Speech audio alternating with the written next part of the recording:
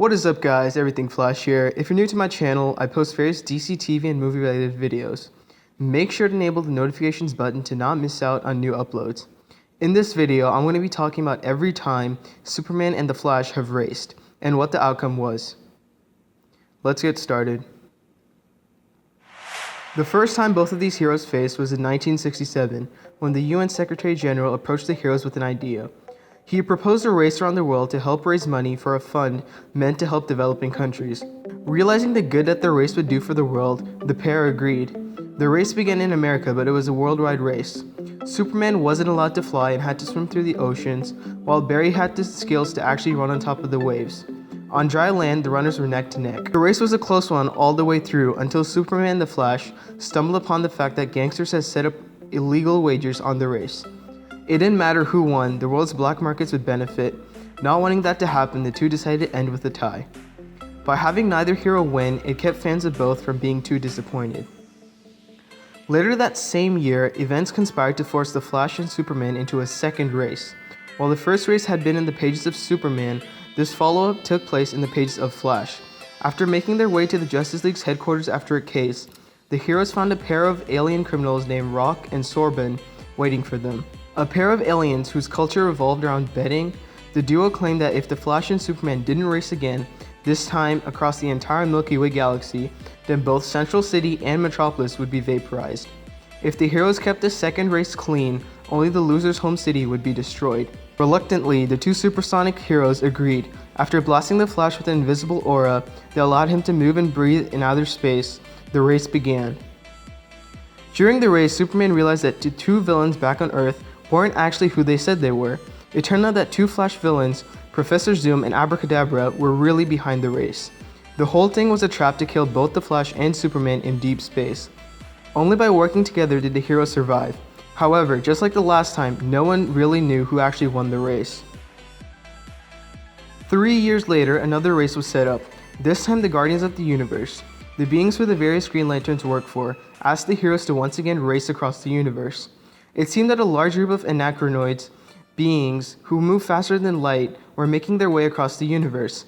The speeds at which they were traveling seemed to be disrupting the very fabric of the universe.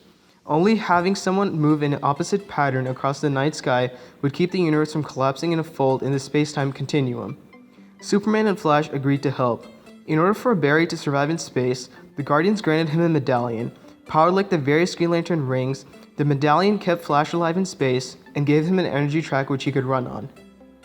Eventually, it was revealed that the anachronoids were actually set about their tasks by a collection of madmen housed in the Phantom Zone. By the time that Barry and Superman escaped the clutches of the Phantom Zone villains and shut down the machine that controlled the anachronoids, their strength had been considerably weakened. They could only crawl to their destination. Barry's endurance lasted longer than Superman's, and he was the only one who actually shut down the machine. While there was no finish line, Barry clearly won that race. The Flash had won his first race against the Man of Steel. Another 8 years passed before the pair raced again. This time, instead of simply racing across Earth or across the universe, this race took place across all of time. However, this time there was no starter pistol and no real end goal. Flash was attempting to help out an alien who was traveling through time in an attempt to end a civil war raging on his home planet. However, if the Civil War never happened, apparently Krypton would have blown up centuries earlier, causing Superman's life to evaporate. He raced after his friend in an attempt to stop the Flash. In the end, the timeline was kept as it was, and the duo sent the aliens packing, but not before they raced from the beginning of time back to 1978. Though it wasn't much of a true race, it was the final time that Barry and Clark faced off. A few years later, during the Crisis on Infinite Earths, Barry died. The universe's continuity was reset, and Wally West, aka Barry's old sidekick, took over the name Flash. In the course of the DCU's reset, both Superman and Wally's powers were vastly reduced. Each could perhaps run at the speed of sound if they really pushed themselves, but that was about it. Even so, Superman seemed oddly cocky when a magical being showed up and demanded that they race each other. In an aside during these panels, Superman claimed that he and Barry had never raced. Apparently the Crisis wiped out their previous runs mostly to keep Superman drastically underpowered when compared to Barry. With that, the two took off in another race around the world. This was a decidedly different battle than the earlier races, as each was actually trying his hardest to win. For Wally, it was about pride. For Superman, it was about getting the pesky imp from the fifth dimension out of his hair. In the end, it was Wally who managed to eke out a win. Over time, both Clark and Wally began to ramp up their top speeds. This second Wally/Superman race came about due to Abracadabra. He appeared to curse Wally with a spell, causing him to age. He also compelled the speedster to race off at a top speed. Jay Garrick, the Golden Age Flash, and Superman attempted to stop Wally from burning himself out. However, each knew that touching Wally meant that this aging curse would strike them. As Jay and Superman approached Wally, Jay tapped into the Speed Force and stole Superman's kinetic energy, causing him to leap forward and beat Superman yet again.